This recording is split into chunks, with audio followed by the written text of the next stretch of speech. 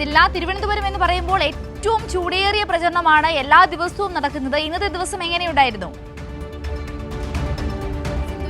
സൂചിപ്പിച്ചതുപോലെ തന്നെ ഇന്ന് പെരുന്നാളായിരുന്നു. അതുകൊണ്ട് തന്നെ ഈ പറയുന്നത് പോലെ കഴിഞ്ഞ 2 ദിവസം ഉണ്ടായിരുന്ന റോഡ് ഷോകൾക്ക് കുറച്ച് ഒരു ആക്കമുണ്ടായിരുന്നു. ഇന്ന് രാവിലെ നടന്ന ഈദ്ഗാഹുകളിൽ വിവിധ സ്ഥാനാർത്ഥികൾ പങ്കെടുത്തിട്ടുണ്ടായിരുന്നു. അത്തരത്തിൽ വലിയ പ്രചാരണം തന്നെയാണ് LDF ക്യാമ്പിൽ നിന്ന് വരുന്നത്. അതായത് നമുക്കറിയാം, ഈ ഒരു ഇലക്ഷൻ ഡിക്ലറേഷൻ വന്ന് 1 മണിക്കൂറിനകം തന്നെ തുടങ്ങിയ റോഡ് ഷോ മുന്നേറിക്കൊണ്ടിരിക്കുകയാണ് ഇടത് ക്യാമ്പുകളിൽ. ഇന്ന് സംഭവിച്ച മറ്റൊരു കാര്യം എന്താണെന്ന് വെച്ചാൽ, നമുക്കറിയാം കോൺഗ്രസിനുള്ളിൽ ഇപ്പോഴും ആഭ്യന്തര കലഹം തുടരുക തന്നെയാണ്.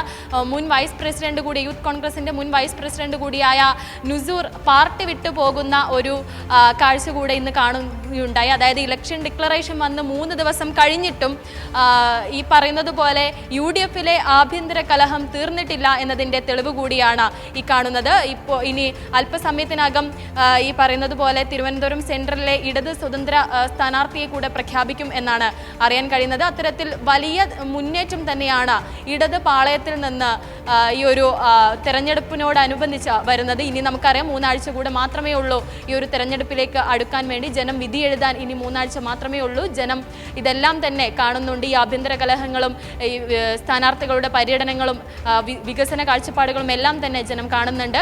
അതെല്ലാം കണ്ടുകൊണ്ട് തന്നെയായിരിക്കും ഓരോ ജനവും ഈ പറയുന്നത് പോലെ ബൂത്തുകളിലേക്ക് പോവുക എന്ന് തന്നെയാണ് സിന്ധൂരി.